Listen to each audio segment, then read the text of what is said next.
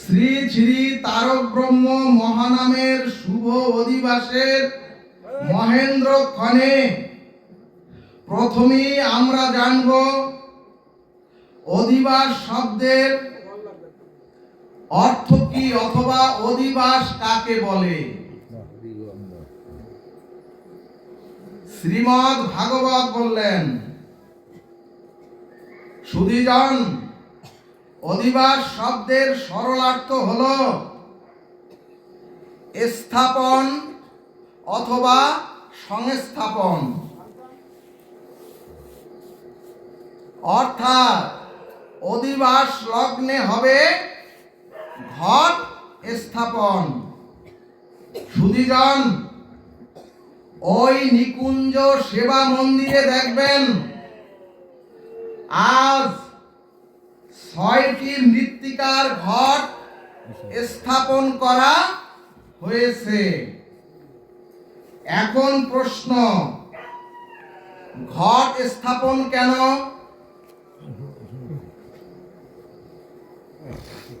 ভক্তগণ, এখানে মহাপ্রভুর পার্ষদগণ সিদ্ধান্তে বললেন,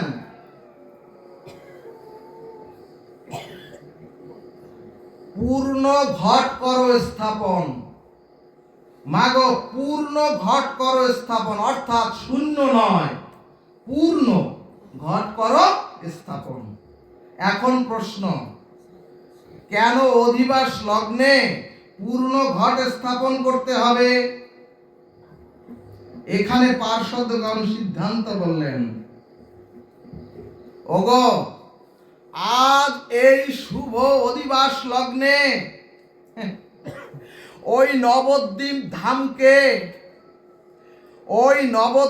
ধামকে স্মরণে মননে আমাদের প্রত্যেককে আনতে হবে।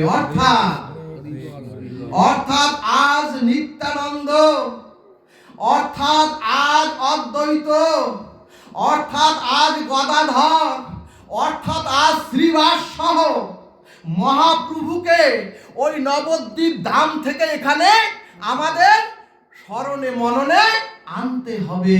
জয় নিতাই গৌর হরি বল।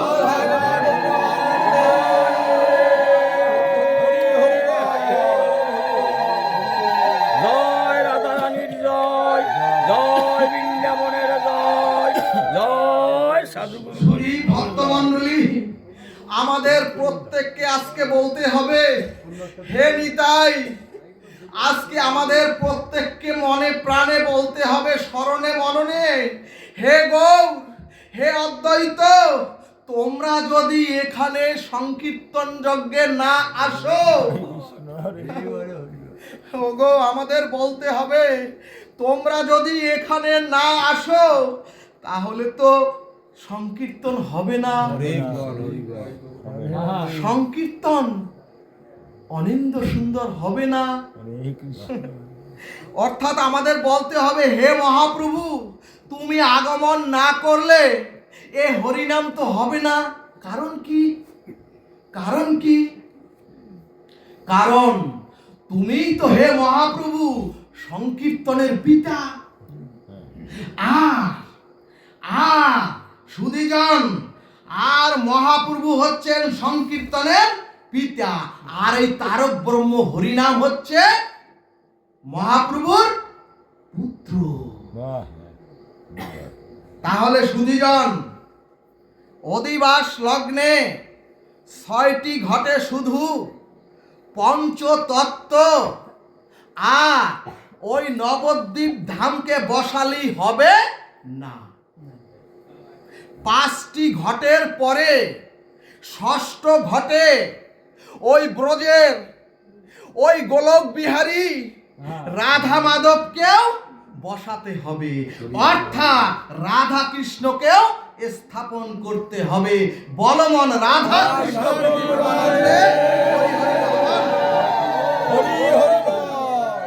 রাধে রাধে। তাহলে মাগো, সময় তো কম, ভাগবতে একবার বলতে দিন। তাহলে সুধীজন, অধিবাস মানে পঞ্চতত্ত্ব, গৌর হরি আর রাধা কৃষ্ণকে স্মরণে, মননে, চিন্তনে, অনুধ্যানে আর উৎকণ্ঠায় আর আমাদের প্রেম আরতিতে ওই তাদেরকে স্থাপন করার নাম হলো অধিবাস। পিছনে টানলে একটু ভালো হয় না? মাইক্রোফোনটা একটু পিছনে টান, এই যে স্ট্যান্ডটা একটু পিছনে টান, সামনে। সুধীজন, অধিবাস শব্দের অর্থ হলো সংস্থাপন বা স্থাপন। তাহলে স্থাপন করা হলো পঞ্চতত্ত্ব। পঞ্চতত্ত্ব আত্মকং কৃষ্ণ ভক্ত স্বরূপকং ভক্ত অবতারং ভক্তাক্ষং আর নমানি ভক্ত শক্তিকম। এই পাঁচ তত্ত্বকে আর রাধা মাধবকে। কিন্তু এরপরে শ্রী ভাগবত বললেন, ওগো ঘর তৈরি করে ঘরের একটা অলিন্দে বা বারান্দা তৈরি করতে হয়, নতুবা ঘরের শোভাবর্ধন হয় না। ঠিক তদ্রূপ মাগো শ্রী ভগবান বললেন, পঞ্চতত্ত্ব আর রাধা মাধবকে ঘট স্থাপনের দ্বারা স্থাপন করলে, ওগো তোমরা তো এতক্ষণ পঞ্চতত্ত্ব, নবদ্বীপ ধাম এবং রাধা মাধবকেও স্থাপন করলে, কিন্তু সেই ঘরের অলিন্দ হলো শুদ্ধ নির্মল গৌরীয় ভক্তগণ। রাধে রাধে। আর এই বিশুদ্ধ নির্মল ভক্তদের আহ্বান করে সংস্থাপন করা না হলে অধিবাস তো হবে না। আর মহাপ্রভু বললেন, ওগো আমিও তো ওই অধিবাসে সংকীর্তনে আসবো না। বল মন সাধু গুরু বৈষ্ণব প্রীতি প্রমানন্দে হরি হরি বল।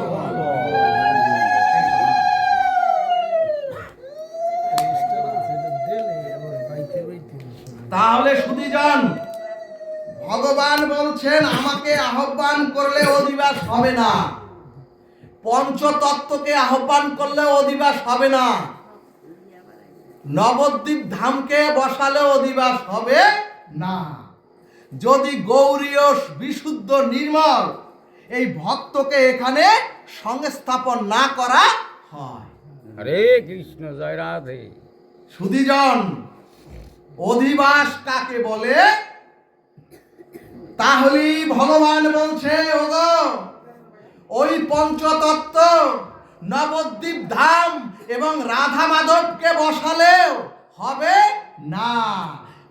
তাহলে আমি রাধা রানীকে নিয়ে ওই হরিনামে আসব না, যতক্ষণ শুদ্ধ নির্মল গৌরীয় ভক্তগণকে এখানে সংস্থাপন না করা হবে।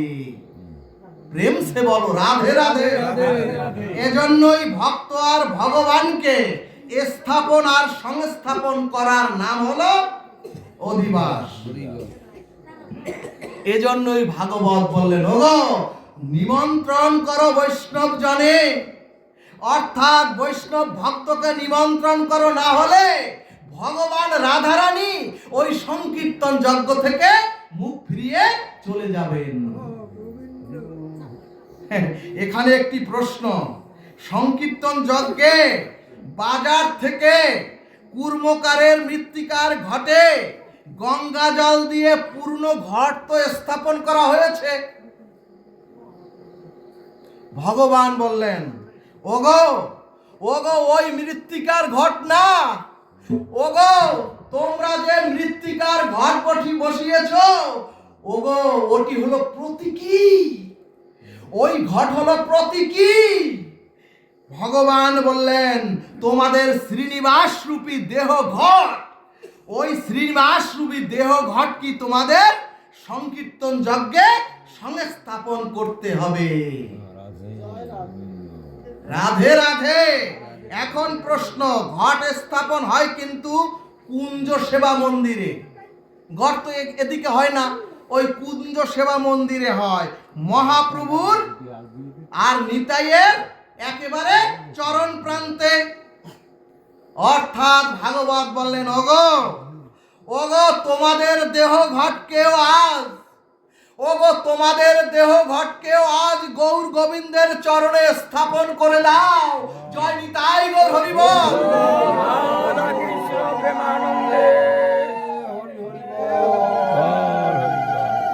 এখন প্রশ্ন আসবে, পূর্ণ ঘট করো স্থাপন কেন? নিচে সরে যাচ্ছি। মহাজনগণ বললেন, মহাজনগণ বললেন, ওগো ভগবানের জন্য অনুরাগ প্রীতি সেবা ভক্তি পূর্ণ করো। ওগো এই ওই যে প্রসাদ, এত এত আপনারা যে প্রসাদ দিবেন বাবা, ওই প্রসাদ গোবিন্দ খান না, গ্রহণ করেন না। ভক্তের অনুরাগটুকু আজকে এখানে বসে যে অনুরাগটুকু তৈরি হবে, ওই প্রসাদটুকু গোবিন্দ গ্রহণ করবেন। আর ওই প্রসাদটুকু গ্রহণ করে জগতের মালা চন্দনের মতো আপনাদের গলে, সকলের গলে গোবিন্দ মালা দিয়ে চিরজীবনের মতো গোবিন্দ গ্রহণ করবেন আপনাদের। তাহলে সুধীজন, আমাদের প্রত্যেকের এই শ্রীনিবাস রূপী দেহে অনুরাগ প্রীতি পূর্ণ করে এই দেহঘট সংকীর্তন যজ্ঞে স্থাপন করতে হবে, শূন্য ঘট নয়। আসলাম আর গেলাম। এখানে ভাগবত বললেন, গৌর গোবিন্দের চরণে শুধু ঘট দিলে তো দাঁড়াবে না। ওগো যদি শুধু ঘরটা এনে দেন, ওই ঘর তো দাঁড়াবে না। ওই ঘটের নিচে কাদা দিতে হবে, একটু মাটি, নরম মাটি দিতে হবে। দেখবেন আপনারা দিচ্ছেন কিনা। ভাগবত বললেন, ওগো ওই ঘটের নিচে মৃত্তিকা অথবা নরম কাদা না দিলে ওই ঘর তো দাঁড়াবে না। অর্থাৎ সুধীজন, অর্থাৎ মাগো, তুমি তোমার দেহ ঘটে ভক্তি ধন পূর্ণ করে, অর্থাৎ তোমাদের এই শ্রীনিবাস রূপী দেহ ঘটে ভক্তি পূর্ণ করে মহাপ্রভুর চরণে স্থাপন করে ঘট দাঁড়াবে না। সুধীজন কি বলল? যদি পূর্ণ ভক্তি পূর্ণ, ও মা কি মাগো, অনন্ত ঘুম সামনে। সুধীজন ভাগবত বললেন, ওগো তোমার দেহ ঘর যদি ভক্তিপূর্ণ করেও মহাপ্রভুর চরণে তুমি স্থাপন করো, তাহলে ওই ঘর দাঁড়াবে না। ওগো ওগো অহংকার গিয়ে যদি কাদার মতো দৈন্যতা, ওগো অহংকার গিয়ে যদি কাদার মতো তোমরা নিরহংকারী হতে পারো, তাহলে ওই তোমাদের শ্রীনিবাস রূপী দেহঘর ওখানে দাঁড়াবে। জয় নিতাই গৌর হরি বল। তবেই ঘর দাঁড়াবে।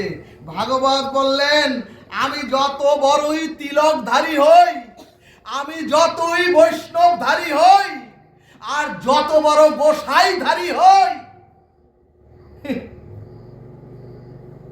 আর যত বড় গুরু বৈষ্ণব হই, আর যত বড় মহাবক্তা হই, যদি অভিমান থাকে আর যদি দেহ ঘটের মধ্যে অহংকার থাকে, কি অহংকার?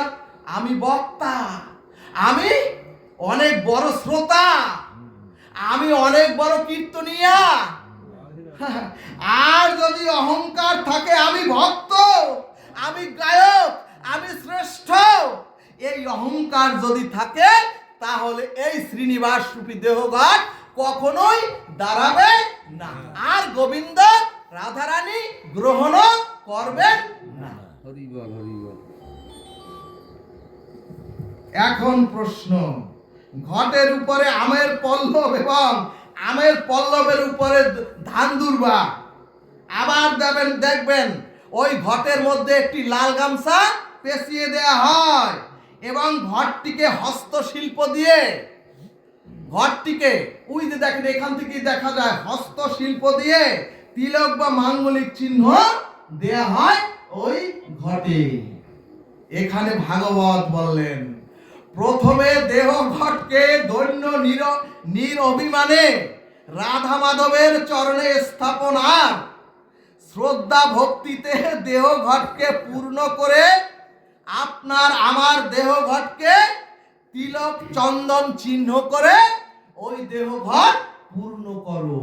রাধে রাধে। আপনারা ভাবতে পারেন এই বেটার ঊর্ধ্বপিণ্ড তিলক নাই, একেবারে সর্বাঙ্গে তুলসী মৃত্তিকার ওই ছাড়া আমরা বের হই না। জয় রাধে। সুধীজন ভক্তগণ, এই যে আমরা তিলক দিয়েছি, আমরা যে গলে তুলসীর মালা নিয়েছি, এই মাঙ্গলিক ভক্তি তিলক আর তুলসীর কণ্ঠী মালা এগুলি এ চরাচরের কোনো বস্তু নয়, এগুলি হচ্ছে সব ওই বৈকুণ্ঠের সম্পদ। রাধে। এগুলি হলো বৈকুণ্ঠের সম্পদ। রাধে রাধে। যারা নিত্য গোলক বৃন্দাবনে রাধা মাধবের নিত্য পার্ষদ, এগুলি হচ্ছে তাদের বস্তু, এগুলি হচ্ছে তাদের সম্পদ। তবে সুধীজন, রাধা নাম লেখা অথবা কৃষ্ণ নাম লেখা অথবা কৃষ্ণ নাম চিহ্নিত রাধা মাধবের লকেট কণ্ঠে ঝুলানো যাবে না, কারণ নাম আর নামই অভেদ, নাম আর নামই অভিন্ন। তাহলে সুধীজন, আপনি যদি কৃষ্ণ বা রাধারামের মালা গলায় দিয়ে যদি আপনি কাউকে প্রণাম করেন, কাউকে প্রণতি জানান, তাহলে আপনি রাধা রানীকে অথবা ভগবানকে যার তার চরণে নত করিয়ে কি পুণ্য আর কি স্বীকৃতি অর্জন করলেন, নাকি অভিশাপে অভিশপ্ত হলেন? ভক্তগণ, এতে রাধা মাধবকে কষ্ট দেওয়া হয়, এগুলোতে মহাপ্রভুর কোনো অনুমোদন নাই। তাহলে অধিবাসের ঘটে মালা তিলক চন্দন অঙ্কিত করতে হবে। সুধীজন, এখানে শাস্ত্র সিদ্ধান্ত দিলেন যার ললাটে তিলক আর যার কণ্ঠিতে তুলসীর মালা নাই, তার জপ ধ্যান, তার হরিনাম ফল দান করতে পারে না। এজন্যই ভাগবত বললেন, ওগো দেশ কাল ভেদে যদি সমস্যা হয় তাহলে তোমরা জল তিলক নিবে। জয় রাধে। ভাগবত বলছেন তোমরা জল তিলক নিবে, তা না হলে জপ ধ্যান ক্রিয়া করবে না। মহারাজ নিজে বলেছেন, যমরাজ নিজে বলেছেন, সুধীজন, যমরাজ নিজে বলেছেন যাদের বাড়িতে তুলসী সেবিত পূজিত হয়, যাদের গলে তুলসীর মালা আর যাদের ললাটে ঊর্ধ্বপিণ্ড তিলক আছে, আমি জপ আদেশ দিচ্ছি, হে যমদূতগণ, তার কাছে তোমরা কখনো যাবে না। জয় নিতাই গৌর হরি বল। কারণ ওরা সব ওই বৈকুণ্ঠের সম্পদ। যারা তিলক মালা নিয়েছে তারা সবাই ওই বৈকুণ্ঠের সম্পদ। এরপরে ভক্তগণ, ওই ঘটের উপরে আরো একটি ডাবের মুচি আছে ঊর্ধ্বপিণ্ড হয়ে, দেখবেন আপনারা ডাবের শীষটা ঊর্ধ্বমুখী করে আছে। সর্ব বেদান্ত সার অমল পুরাণ ভাগবত বললেন, ওগো এই দেহ ঘটকে পবিত্র শ্রদ্ধা ভক্তিতে গৌর গোবিন্দ চরণে এবং রাধা মাধবের সেবা নিকুঞ্জ মন্দিরে দৈন্যতার উপরে স্থাপন করে, ওগো তোমরা যদি বৈকুণ্ঠের মালা তিলক ধারণ করতে পারো, আর যদি সমস্ত ইন্দ্রিয়গুলিকে এই সাধুগুরু বৈষ্ণবের চরণে একবার যদি নত করতে পারো, তোমরা রাধা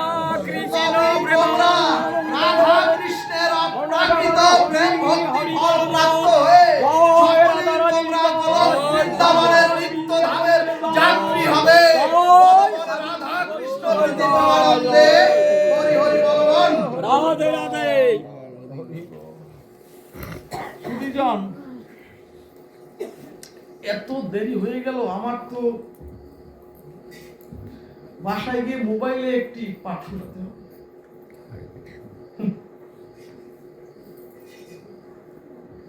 10-15 মিনিট আগে শাস্ত্র বললেন, ভাগবত শ্রুতি স্মৃতি পুরাণাদি পঞ্চরাত্র বিধিং বিনা ওই কান্তিক হরের ভক্তি উৎপাদয়তে কল্পতে। সুধীজন কি বললেন? ওগো চরাচরে মনুষ্য প্রাপ্ত হয়ে শ্রুতি স্মৃতি পুরাণ ভক্তির মহাজন ব্যতীত যদি তোমরা নিজেদের ইচ্ছা মতো সাধন ভক্তির চর্চা করো, তাহলে সেটা উৎপাত মাত্র, বুঝে নিবেন। এরপরে গীতা শাস্ত্র বলছে, জন্মতে জায়তে শূদ্র, অর্থাৎ জন্মসূত্রে সকলেই শূদ্র, কিন্তু সংস্কারেণ দ্বিজ উচ্চতে। অর্থাৎ জন্মের পরে আমাদের পূর্ব জন্মের সংস্কার স্বভাব প্রত্যেকের মধ্যে সংস্কারের রূপ নেয়, আর স্বভাব এবং সংস্কার অনুযায়ী মানুষ সেই গতিপথে চলতে থাকে। অর্থাৎ কে যেন বাধ্য করে আমাকে ওই পথে চলতে। রাধে রাধে। দেখবেন অধিবাস লগ্নেও যদি একটু ইলিশের ভাজা হয়, মনে হয় না গ্রহণ করি, অর্থাৎ কে যেন বাধ্য করে ওই পথে আমাকে নিয়ে যেতে। এখন প্রশ্ন, সংস্কারটা কেমন? ভাগবত বললেন, ওগো তপ্ত কড়াইতে গো দুগ্ধ জাল দিতে দিতে ওই দুগ্ধটা ঘন হয়, আরো একটু উনুনে ওই দুগ্ধটা রাখলে ওই দুধের উপরে একটি স্বর পড়ে, আর একটু যদি জাল দেন ওই স্বরের উপরে হস্তরেখার মতো কিছু দাগ পড়ে যায়। সুধীজন, ঠিক তদ্রূপ আমাদের জন্ম জন্মান্তরের কর্মের দ্বারা আমাদের জীবনেও একটা দাগ পড়ে যায়, এরই নাম হচ্ছে স্বভাব, এবং এই স্বভাবটাই আমাদের চরাচরে চলতে সংস্কারে রূপ নেয়। না বুঝলে আরেকটু বলবেন সুধীজন। এখানে ভাগবত বললেন, মানুষ তার সংস্কারের স্বভাবে বাধ্য হয়ে পথ চলতে বাধ্য হয়, এবং চাইলেই মানুষ পারে না, তার ওই স্বভাবের বিরুদ্ধে, ওই কুসংস্কারের বিরুদ্ধে, ওই স্খলনের বিরুদ্ধে সুসংস্কারের পথে চলতে। মানুষ পারে না ঊর্ধ্বমুখী হতে, মানুষ পারে না আত্মকল্যাণের পথে যেতে, পারে না। ও মাগো, মানুষ চলতে চায়, এই ভাগবত শুনে, হরি কথা শুনে মনে হবে কেন আর আগামী কালকের থেকে এই পথে চলবো না, কিন্তু সংস্কার তাকে টেনে নিয়ে যায় অধপতনের দিকে। এখন প্রশ্ন, সংস্কারটা কেমন?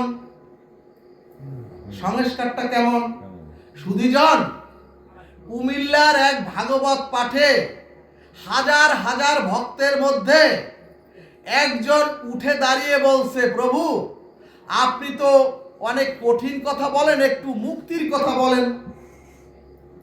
যিনি মুক্তির কথা শুনতে দাঁড়িয়েছেন, ওনার মুখই হলো পান আর জর্দা। সুধীজন, তাহলে সংস্কারটা কেমন? এখানে চৈতন্য ভাগবত বলছে, এখনই যদি মায়ের গর্ভে একটি শিশু ভূমিষ্ঠ হয়, তাকে তো এ জগতের কোনো শাস্ত্র, কোনো শিক্ষা, মা পিতা বা কারো দ্বারা কোনো শিক্ষা দেওয়া সম্ভব হয় নাই। কিন্তু সুধীজন, কিন্তু মাগো, ওই সদ্যজাত ভূমিষ্ঠ শিশুটি মায়ের স্তন থেকে দুধ টেনে যে খেতে হয়, ওই বিদ্যাটা তাকে কে শিখিয়েছেন?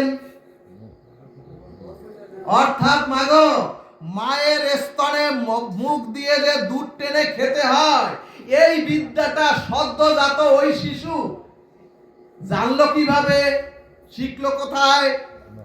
ভাগবত বললেন, ওগো ওগো, বহু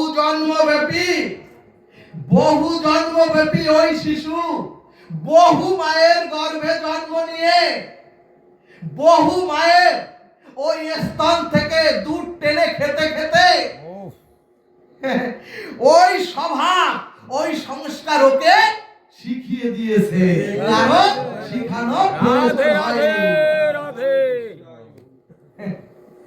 এরপরে হরিভক্তি বিলাস দৃষ্টান্তে বললেন, বানরগুলি দেখবেন এ ডাল থেকে ও ডালে লাফিয়ে লাফিয়ে যায়, কিন্তু আমরা তো সর্বোচ্চ, আমরা তো মানব জাতি, আমরা যদি লাফাতে যাই তাহলে তো ঠ্যাং পা সব ভেঙে যাবে।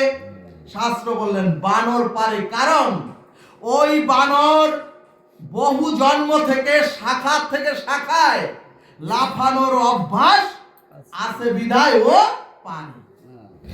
এরপরে যদি একটি কুকুরের ছানা, সদ্যজাত একটি কুকুরের ছানাকে একটি বড় ডোবার মধ্যে ফেলে দেন, দেখবেন ও সাঁতরিয়ে উপরে জীবন বাঁচাতে পারে। কিন্তু উন্নত জাতের যদি একটি মানব শিশু ফেলে দেন, ও জলে ডুবে মারা যাবে।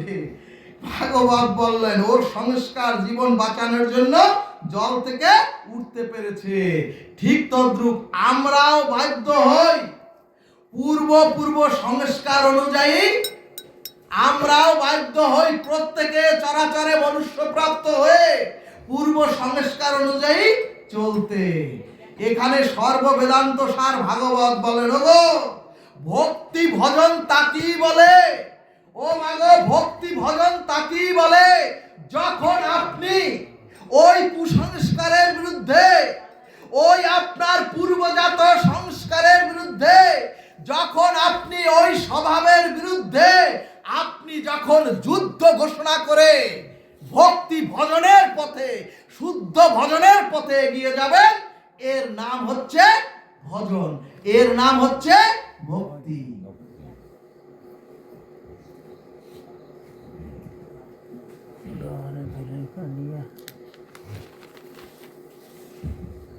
সুধীজন,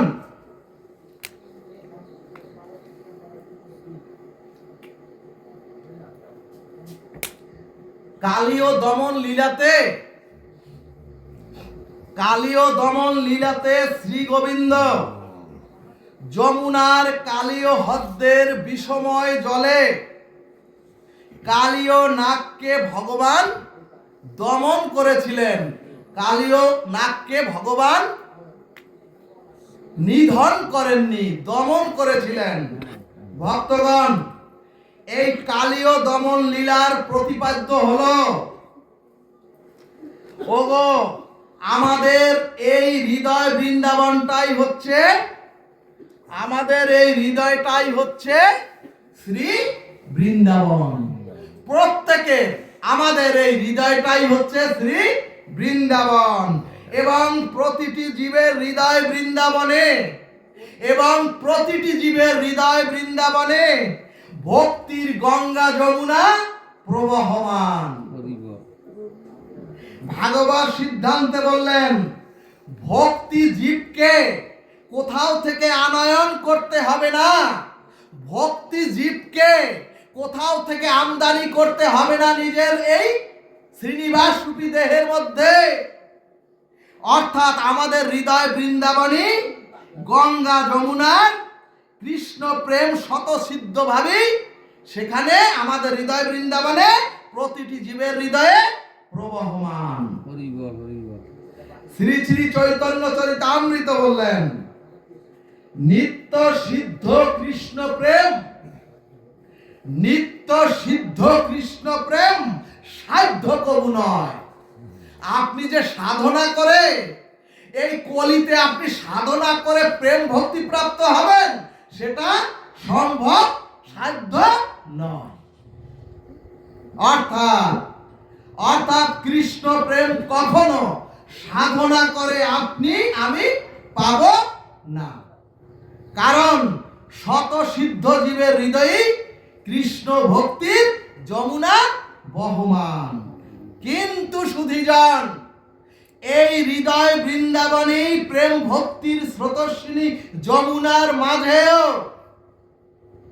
জীবের দেহের এই বৃন্দাবনে কখনো কখনো কালিয়নার জন্ম নেয়। এখন প্রশ্ন, জীবের দেহের এই বৃন্দাবন ধামে ওই কালিয়নাথ কে? ভাগবত বললেন, ও শাস্ত্রের এই কালীয় নাগী হচ্ছে জীবের কামনা আর বাসনা, জীবের কামনা।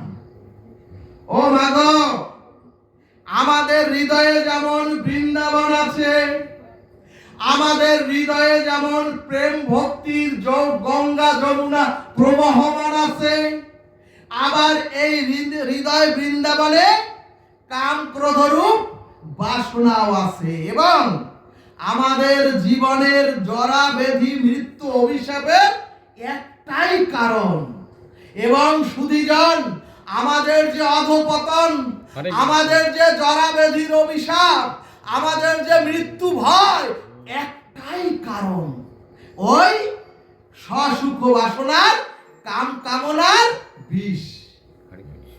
রাধে রাধে। আর কামনার বিষময় করছে আমাদের হৃদয়ে ভক্তির যমুনাকে। জয় নিতাই গৌর হরি বল। রাধে রাধে।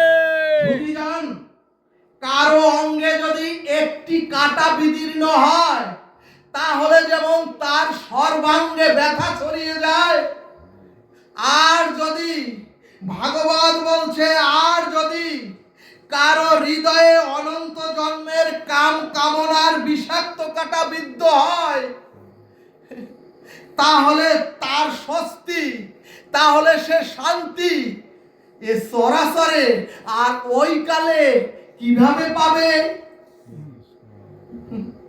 ভক্তগণ, ভাগবত হচ্ছে সর্ব ব্রহ্মসূত্রের সারাৎসার। ভাগবত হচ্ছে সমস্ত শাস্ত্রের সমাধি। এবং মাগো, কালীয় দমন লীলায় ভগবান সংকেত দিলেন জগৎজীবকে। সেদিন যমুনার কালীয় নাগের বিষে ওই যে বৃন্দাবন, আপনারা যারা গিয়েছেন সেই বৃন্দাবনের চিহ্ন, সেই বৃন্দাবনের অনিন্দ সুন্দরতা আজও কিন্তু আর ফিরে আসে নাই।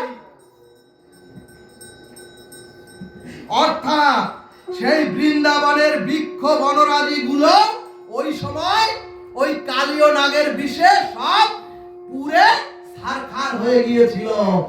অর্থাৎ ভাগবত বললেন, আমাদের জীবনেও আজ সবুজতা নাই। চরাচরে আমাদের সনাতনীদের আজ শান্তির ছায়া নাই। আমাদের জীবনে আনন্দের কলকাকলিও আজ আর কারো গৃহ মাঝেও নাই। সুধীজন, কারণ বৃক্ষ না থাকলে তো এই যে সুশীতল বাতাস, বাতাবরণ, কলকাকলিও পাখির থাকে না। ঠিক তদ্রূপ আমাদের হৃদয় যমুনাতেও কামনার বিষে জর্জরিত হয়ে আমরা আমাদের সবুজতা হারিয়েছি। কামনার বিষে আমরা জর্জরিত হয়ে দেখবেন আমরা আনন্দ, এমনকি সঙ্গীত সুধাও আমরা এখন সব ভুলে গিয়েছি। সুধীজন, চারিদিকে আমাদের দেখবেন এখন মরমর একটি অবস্থা বিরাজ করছে সনাতনীদের মধ্যে। এখন প্রশ্ন, এর থেকে পরিত্রাণ পেতে হলে জগৎ জীবকে কি করতে হবে? সমাধান শুনুন, কথা বলেন না মাগো। এখন প্রশ্ন, এর থেকে পরিত্রাণ পেতে হলে কি করতে হবে? ভাগবত সিদ্ধান্তে বললেন, ওগো, কালীয় নাগের মাথায় স্বয়ং গোবিন্দের পদযুগল রেখেই তো ওই কালীয় নাগকে গোবিন্দ দমন করেছিলেন। এরপরে চৈতন্য ভাগবত বললেন, ওগো, চিন্তা নামক এই মহাবেদীকে, কাম কামনা রূপ চিন্তা নামক এই মহাবেদীকে জয় করতে হলে আর একটি চিন্তা আপনার আমার মনে আনতে হবে। আর সেই চিন্তাটাই হলো, অর্থাৎ ভাগবত বললেন, ওগো, যদি লোহাকে কাটতে হয় তাহলে আরেকটি লোহা দ্বারাই ওই লোহাকে কাটতে হবে।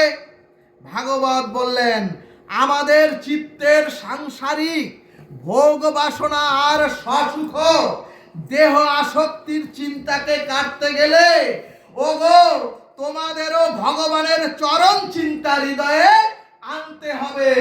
আর যদি হৃদয়ে চরণ চিন্তা তোমরা আনতে চাও, তা আনতে পারো, তাহলে তোমাদের হৃদয়ের যে অনন্ত জন্মের যে কাম কামনার বিষ সব ধ্বংস হয়ে যাবে। জয় নিতাই গৌর হরি বল।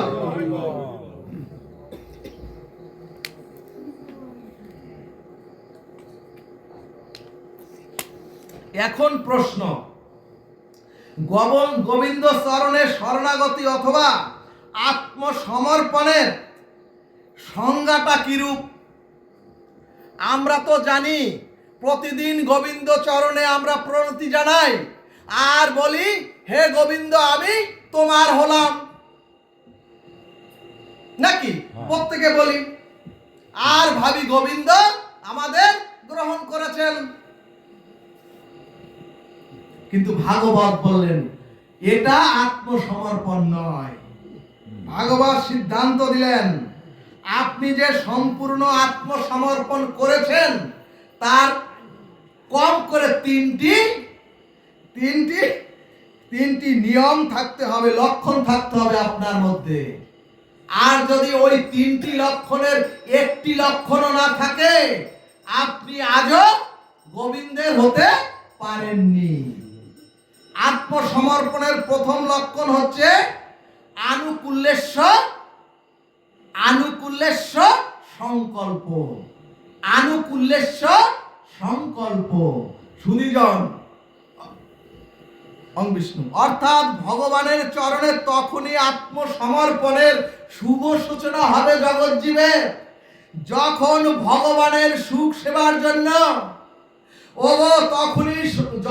তখনই জগৎ জীবের আত্মসমর্পণের শুভ সূচনা হবে, যখন ভগবানের সুখ সেবার জন্য আপনার প্রজ্ঞা, যখন ভগবানের সুখ সেবার জন্য আপনার সকল চাওয়া পাওয়াকে সম্পূর্ণ আপনি পরিত্যাগ করতে পারবেন।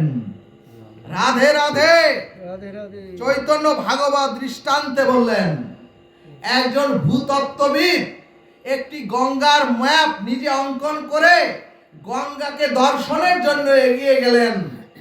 গিয়ে দেখেন তার নিজের অঙ্কিত ম্যাপের সাথে গঙ্গার কোনো মিল নাই। সাথে সাথে ওই ভূতত্ত্ববিদ তার অঙ্কিত ম্যাপ ছুঁড়ে ফেলে দিলেন অনেক দূরে। এই কারণেই ভাগবত বললেন, আপনার মনের মতো ভগবানকে তৈরি করবেন না। ওগো, আপনার মনের মতো ভগবানকে তৈরি করবেন না, ভগবানের মনের মতো আপনি হন। ভগবানের মনের মতো আপনাকে হতে হবে। সুধীজন, আমরা ভগবানের অনুকূলের দিকে তাকাবো, অর্থাৎ ভগবানের সুখের দিকে তাকাবো এবং ভগবানকে ভালোবাসায় আমার কোনো স্বাতন্ত্রতা নাই। অর্থাৎ আমাদের বলতে হবে, আমার বিদ্যা, আমার বুদ্ধি, আমার জ্ঞান সবই ভগবানের প্রীতির জন্য আর ভগবানের সুখ সেবার জন্য। এটাই হচ্ছে আত্মনিবেদনের প্রথম লক্ষণ। এরপরে বিষ্ণু পুরাণ সিদ্ধান্তে বললেন, ওগো বানরীর শাবকগুলি, বানরী যখন এই গাছ থেকে ও গাছে লাফায়, তখন দেখবেন বানরের বাচ্চারা ওই বানরীকে একেবারে শক্ত করে ধরে রাখে। কিন্তু যত শক্ত করে ধরে রাখুক, এ ডাল থেকে ও ডালে লাফাতে গিয়ে ওই বাচ্চা ছিটকে পড়ে যায়। তখন ওই মা বানরী এসে ওই বাচ্চাকে পিটায় আর বলে, শক্ত করে ধরিসনি কেন? অন্যদিকে আপনার গৃহের বিড়াল যখন তার বাচ্চাকে কামড়িয়ে ধরে, দেখবেন ওই বিড়ালের বাচ্চা আর বিড়ালের মুখ থেকে ছুটে যায় না। ঠিক তদ্রূপ আমরাও সকলে ভগবানকে বলবো, হে দয়াল, হে প্রভু, হে পতিত পাবন, হে দীনবন্ধু, আমরাও বহুবার তোমাকে, আমি জানি আমরাও বহুবার তোমাকে ধরার চেষ্টা করেছি, আর বহুবার আমরা তোমার থেকে ছিটকে পড়ে গেছি। এবার প্রভু, এবার তুমি আমাদের ভালো করে ধরো, যাতে আর আমরা এ জন্মে পড়ে না যাই। জয় নিতাই গৌর হরিবল। এরপরে ভক্তি রসামৃত সিন্ধু দৃষ্টান্তে বললেন, কোন মেলাতে পুত্র কন্যা যখন পিতার হাত ধরে, আর ওই মেলাতে যদি কোনো সামগ্রীর দোকান দেখে, ওই সন্তান পিতার হাত ছেড়ে ওই মনোহরি দোকানে চলে যায়। কিন্তু অপরদিকে যদি পিতা শক্ত করে সন্তানের হাত ধরে, তাহলে ওই সন্তান আর ছুটে পিতার হাত ছেড়ে যেতে পারে না। ঠিক তেমনি আমাদের সকল কি আজ স্মরণে মননে বলতে হবে, হে প্রভু, আমি তো বহুবার ধরতে চেষ্টা করেছি, কিন্তু বারবার পড়ে যাই। কাজী হে দয়াল, এবার কৃপা করে তুমি আমাদের প্রত্যেককে ধরো। এটাই হচ্ছে আনুকূল্যেশ্বর সংকল্প। আর ভগবানের চরণে আত্মসমর্পণের দ্বিতীয় লক্ষণ হলো প্রতিকূল্যেশ্বর বিবর্জনম।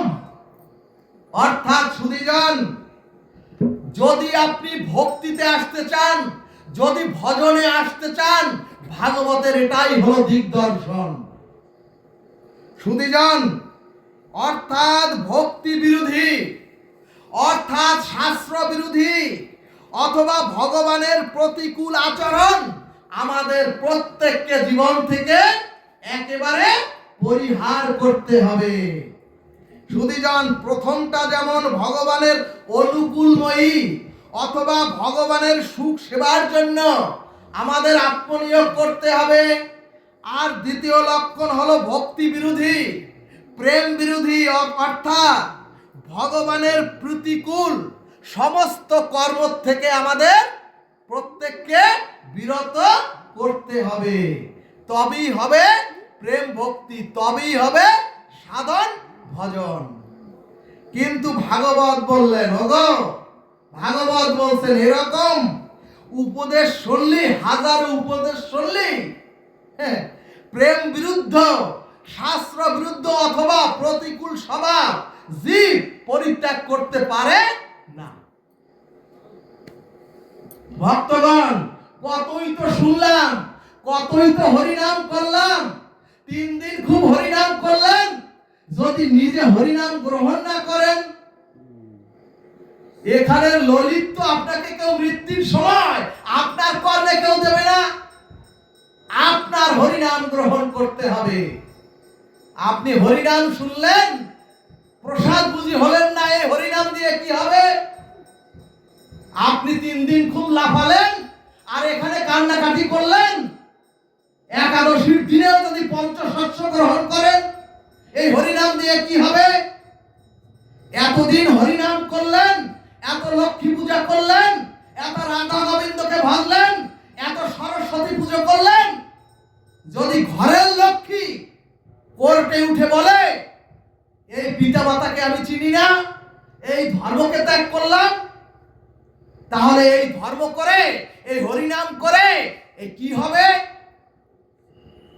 যদি গৃহে, আপনার সংসার গৃহে যদি ধর্ম সংস্থাপন না করতে পারেন, গৌরহরি এত বললেন, সাথে পাচে মিলিয়া গৃহেতে বসিয়া হাতে তালি দিয়ে হরিনাম করো। আর আমরা সেই হরিনামকে আসরে নিয়ে আসলাম। হরিনাম করার জন্য হরিদাস আর কাকে পাঠালেন? যারে দেখিলি আইসে কৃষ্ণ নাম, তাকে দিয়ে কৃষ্ণ নাম করাতে হবে। সুধীজন, এরকম বহু হরিনাম, কতই তো হরিনাম করলাম, আর বহু বৎসর আগে দীক্ষা নিয়ে বহু সাধু সঙ্গ করলাম, এমনকি তীর্থ গতাগতিও করলাম, বহু দান ধ্যানও করলাম, বহু মন্দির প্রতিষ্ঠা করলাম। যদি ভক্তির প্রতিকূল স্বভাবগুলো জীবন থেকে তাড়াতে না পারেন, সব বৃথা। রাধে রাধে। সুধীজন, ওই মন্দিরে যে ধূপ প্রদীপ দিচ্ছেন, ওই মন্দিরে যে আরতি করেন, ওই মন্দির তৈরি করেছেন কে? মানুষ, ইট, কাঠ, পাথর, বালু দিয়ে।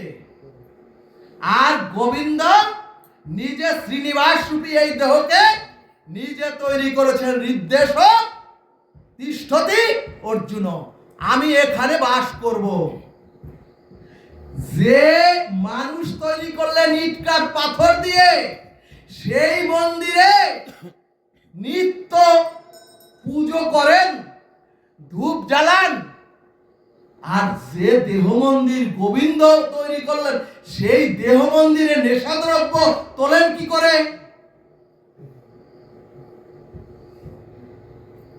সুধীজন, ভাগবত নিতে এসেছেন, দেখ প্রথমেই সংকল্প করে বসতে হয়। আর এই দেহ যদি, পাত্র যদি শুদ্ধ না হয়, সেখানে ঘৃত দিলে কি লাভ হবে? যদি কেরোসিন পাত্রের মধ্যে একেবারে গাওয়া ঘৃত নেন, রাধে রাধে, কি হবে? সময় দিলেন না। সুধীজন,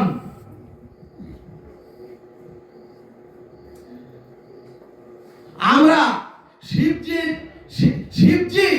যিনি যিনি পঞ্চমুখে হরিনাম করেন, যিনি থাকেন ধ্যানে মগ্ন গোবিন্দের, তাকে দিচ্ছি আমরা নেশা। কি ধর্ম করি আমরা? আমরা যে শ্মশান মহাপবিত্র, সেই শ্মশানে দেই আমরা নেশা।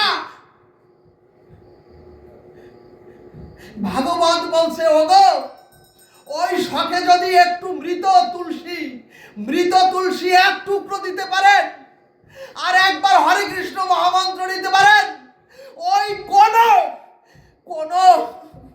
কোন জমের সাধ্য নাই ওই ছায়ার দেহকে, ওই কায়ার দেহকে আর কোন রকম নরকে নিতে। আর সেখানে যদি নেশা দ্রব্য গ্রহণ করেন, সেখানে বসে যদি বিড়ি টানেন, সেখানে যদি নেশা নেন, ওই দেহকে অপবিত্র করে কি করলেন?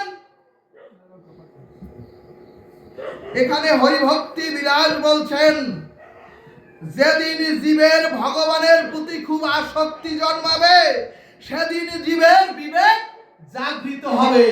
যদি ভগবানের প্রতি একবার আসক্তি আসে, একবার অনুরাগ তৈরি হয় এই হরিনাম করে, তাহলেই আপনার বিবেক জাগৃত হবে, নতুবা কোনোদিনও বিবেক জাগৃত হবে না। এখন বিবেক কিভাবে জাগৃত হয় শুনুন তাহলে। একটি মেয়ে 18 বছর অবধি আইসক্রিম খান, আইসক্রিম ছাড়া অন্য কোনো দ্রব্য গ্রহণ করেন না।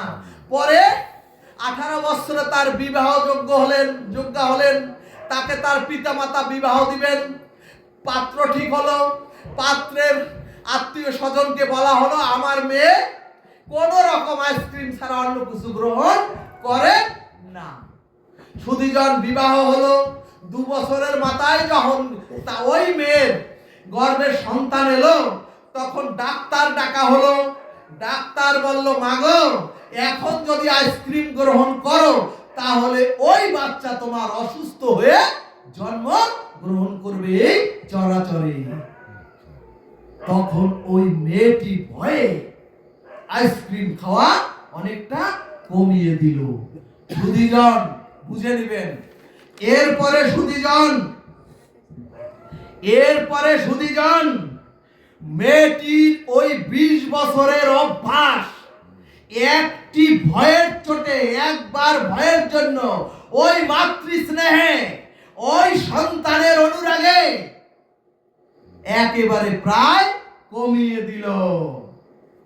সুধীজন আইসক্রিম খাওয়া কমিয়ে দিল। অর্থাৎ গর্ভাবস্থায় ঠান্ডা আইসক্রিম খেলে বাচ্চার ক্ষতি হবে। যখন শুনেছে পেটের বাচ্চার ক্ষতি হবে, তখনই কঠিন সিদ্ধান্ত নিল এখন আইসক্রিম কমিয়ে দিতে হবে, নতুবা ওই বাচ্চা অসুস্থ হবে। ভাগবত বললেন সন্তানের প্রতি মায়ের এক প্রগাঢ় মমতায়, প্রগাঢ় অনুরাগে 18 বছরের অভ্যাস ছেড়ে দিলেন। ঠিক তদ্রূপ যেদিন ভগবানের প্রতি আপনার আসক্তি প্রগাঢ় হবে, যখন অনুরাগ প্রগাঢ় হবে, সেদিন আপনি ভগবত বিরোধী ওই সকল কুসংস্কার আপনি ওই দিন ছেড়ে দেবেন, নতুবা কোনোদিনও পারবেন না। এখানে ভাগবত সিদ্ধান্তে বললেন ভক্তি, প্রথম ভক্তি জ্ঞান বৈরাগ্য ইতি বিবেক বর্ধিতা। কি বললেন? অর্থাৎ যখন আপনার ভক্তি জ্ঞান বৈরাগ্য আসবে, যখন আপনার মধ্যে গোবিন্দের ভক্তি, এরপর যখন জ্ঞান আর বৈরাগ্য আসবে কিছুটা, জয় রাধে, তখন আপনার বিবেক আস্তে আস্তে বৃদ্ধি প্রাপ্ত হবে। এবং জীবের যদি বিবেক জাগৃত না হয়, ও মনুষ্য প্রাপ্ত হলেই জীবের বিবেক জাগৃত হয় না। ভাগবত বললেন জীবের যদি বিবেক না জাগে, লক্ষ কোটি যাগযজ্ঞ আর 1000 কোটি টাকা খরচ করলেও, দান ধন করলেও কিছু কাজে আসে না। সুধীজন এই কারণেই ভক্তি রসামৃত সিন্ধু বললেন প্রথমে গর্ভে সন্তান এলে ওই মেয়ে তার সন্তানের প্রতি ভক্তির দ্বারা আইসক্রিম অনেকটা কমিয়ে দিল। দ্বিতীয়ত আইসক্রিম খেলে গর্ভের সন্তান অসুস্থ হয়ে জন্মাবে, এই যে তার প্র্যাকটিক্যাল জ্ঞান উৎপন্ন হলো। যখন আপনি বুঝবেন ওই ছাই বর্ষ খেলে, ওগো এই বৃক্ষের মতো এই দেহটা একটি ভক্তি বৃক্ষ, যদি প্রতিনিয়ত এই বৃক্ষে বিষ অর্পণ করতে থাকেন, তাহলে এই বৃক্ষে আর ফুল হবে না, ফল হবে না। কিসের ফুল হবে না? ওই ফুল আর ফল হবে না। এজন্যই ভাগবত বললেন ওগো প্র্যাকটিক্যাল জ্ঞান উৎপন্ন হওয়ায় মেয়েটি তখন চিন্তায় পড়ল। কি চিন্তায় পড়ল? অর্থাৎ আমি নিত্য নিরন্তর, ওগো কি চিন্তায় পড়ল, আমিও তো নিত্য নিরন্তর ওই ছাইবর্ষ খাই। এইটা যদি আপনি প্র্যাকটিক্যাল এই জ্ঞান, এই ভাগবত শুনে যদি একটুও যদি ওই কুঅভ্যাস থেকে সুঅভ্যাসে আসতে পারেন, তাহলেই আপনার জীবন সার্থক আর আপনার চিন্ময় দেহ ধারণ হয়ে গেল। সুধীজন ভাগবত বলছে ওগো ভক্ত হওয়ার দরকার নাই, প্রয়োজনে কোনো ধর্ম করার দরকার নাই, আগে ভদ্র হন, আগে ভদ্র হন, তারপর ভক্ত হতে আছেন। সুধীজন তাহলে কি হলো? ভক্তি এবং জ্ঞান এলো, তাহলে ত্যাগ বৈরাগ্য আসবে কিভাবে? ওই মেয়েটির তো কি আসলো তাইলে? ভক্তি আর জ্ঞান এলো। হ্যাঁ, তাহলে ত্যাগ বৈরাগ্য কিভাবে আসে মানুষের জীবনে? একদিন ওই মেয়েটি গিয়ে দেখলো গোপনে, ওই মেয়েটি গিয়ে দেখলো অপরিষ্কার নোংরা পরিবেশে, দুর্গন্ধময় কদাকৃত, দেখবেন আইসক্রিম যেখানে তৈরি হয় নোংরা পুতিমন্দময় জায়গার মধ্যে আইসক্রিম তৈরি হচ্ছে।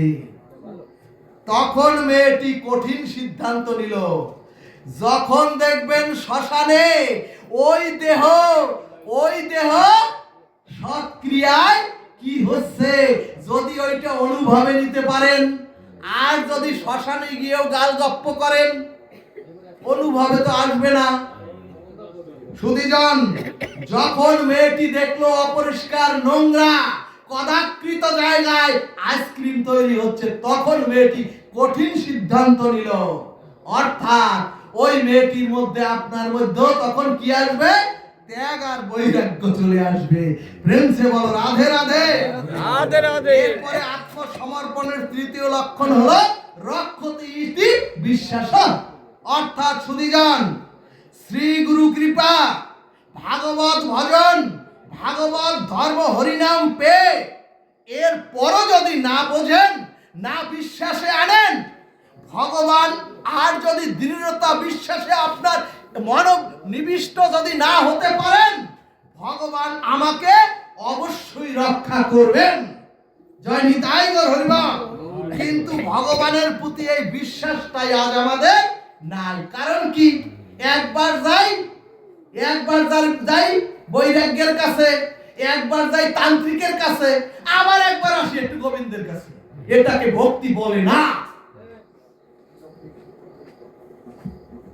সুধীজন ভাগবত দৃষ্টান্ত দিলেন, বিক্রি করা গরু আপনি উপযুক্ত মূল্য দিয়ে দড়ি খুঁটা সব দিয়ে দিলেন, আর পরের দিন ওই গরু কোথায় থাকবে, ওই গরু কি খাবে, এই চিন্তা আর আপনার হবে? কখনোই হবে না। অর্থাৎ ওই গরুটি রক্ষণাবেক্ষণের দায়িত্ব আপনার তখন আর থাকে না। ঠিক তেমনি এই শরীর মন ইহকাল পরকাল সর্বস্ব যদি ভগবানের চরণে সমর্পণ করে দেন, তাহলে সর্বস্ব দায়িত্ব হলো ওই গোবিন্দের, ওই ভগবানের, ওই পতিত পাবনে। অর্থাৎ অনন্ত জন্মের দুঃখ জরা ব্যাধি মৃত্যুকে জয় করে পরমানন্দের ধামে ফিরে যাওয়ার একমাত্র পথ হচ্ছে গোবিন্দের চরণে শরণাগতিতে আসা। গোবিন্দের চরণে সুধীজন দিব্য অলৌকিক চিন্ময় চিহ্ন আছে। তার মধ্যে একটি চিহ্ন হচ্ছে ঊনবিংশতি চিহ্ন। অতগুলি তো বাবা আমার দ্বারা সম্ভব নয় আজকে। ঊনবিংশতি চিহ্ন, তার মধ্যে একটি হলো বজ্র। এতক্ষণ বললাম চরণে সমর্পিত হবেন। চরণে কেন সমর্পিত হবেন শুনুন। একটি হলো বজ্র। ভগবান বললেন, ওগো ভজনের দ্বারা আমার চরণ যদি তোমরা আশ্রয় করো, তাহলে আকাশ থেকে বজ্রপাত হলে যেমন পাহাড়গুলি চূর্ণ বিচূর্ণ হয়ে যায়, তোমরাও যদি আমার চরণ আশ্রয় নাও, আমি ভগবান তোমাদের অনাদি অনন্ত জন্মের পাপের পাহাড়কেও চূর্ণ বিচূর্ণ করে তোমাদেরকে আমি গ্রহণ করে নেব। জানি তাই গৌর হরিবল। এরপরে গোবিন্দের চরণে আছে ধ্বজ বা বিজয় পতাকা। ভগবান বললেন, ওগো তোমরা তো জন্মান্তরে বহু জন্ম থেকে কীট পতঙ্গ গাছপালা পশু পাখি হতে হতে বহু জন্ম হাতরাতে জরাবধির অভিশাপে আবার মানব জন্ম পেয়ে এখন তো মহা অশান্তিতে দুর্ভোগে ভুগিতেছ নিত্য নিরন্তর। ভগবান বললেন, একবার আমার চরণে যদি তোমরা শরণাগতিতে আশ্রয় নাও, আমি ভগবান তোমাদের চিরস প্রেম ভক্তির বিজয় পতাকা তুলে দিয়ে তোমাদের প্রত্যেককে ভবনদী পার করে দেব। তাই গৌর হরিবল। এরপরে ভগবানের চরণে আছে পরিপূর্ণ কুম্ভ বা পরিপূর্ণ ওই কলস। ভগবান বললেন পূর্ণ কুম্ভ কেন রেখেছি জানো? ভগবান বললেন ওগো পূর্ণ কুম্ভ আমার চরণে রেখেছি কেন জানো? ওগো তোমরা যখন আমার চরণ আশ্রয় করবে তখন আমি ভগবান তোমাদের জীবনকে আনন্দ প্রেমে পরিপূর্ণ করে দেব, আর তোমাদের সকলকে আমি গোলক বৃন্দাবন ধামের যাত্রী করে দেব। বলবান রাধা কৃষ্ণ প্রেমিকানন্দে হরি হরি বল। রাধে রাধে রাধে। জয় জয় এই নবশ্রী ধাম বৃন্দাবন বিহারী লাল কি জয়। জয় জয় কৃষ্ণচন্দ্র ভগবান কি জয়। শ্রী শ্রী নব বৃন্দাবনের রাধা মাধব কি জয়। পঞ্চতত্ত্ব কি জয়। সখী বৃন্দ কি প্রেমের ঠাকুর শ্রীমান গৌর হরি কি প্রেমের রানী শ্রীমতী রাধা রানী কি সংকীর্তন যজ্ঞ কি জয় নিতাই গৌর সীতারাম।